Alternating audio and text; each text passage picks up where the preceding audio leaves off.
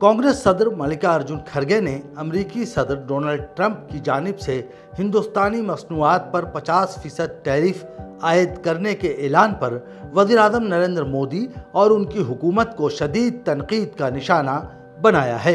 X पर जारी अपने तफसीली बयान में खड़गे ने कहा कि हिंदुस्तान के कौमी मफादात सबसे मुकद्दम हैं और जो मुल्क हमारी स्ट्रैटेजिक खुदमुख्तारी को नुकसान पहुंचाने की कोशिश करे वो दरअसल उस फौलादी मिजाज को नहीं समझता जिससे हिंदुस्तान की खारजा पॉलिसी की बुनियाद रखी गई है।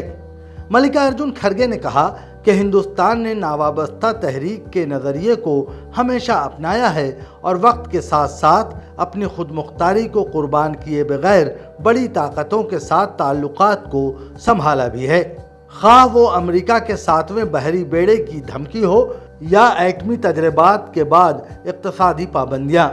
हिंदुस्तान ने हर मर्तबा वक़ार और खुददारी के साथ इन चैलेंजों का सामना किया है, लेकिन आज जब ट्रंप ने हमारे अहम बरामदाती शोबों पर 50% टैरिफ लगा दिया है तो मोदी हुकूमत की सिफारती नाकामी साफ नजर आ रही है।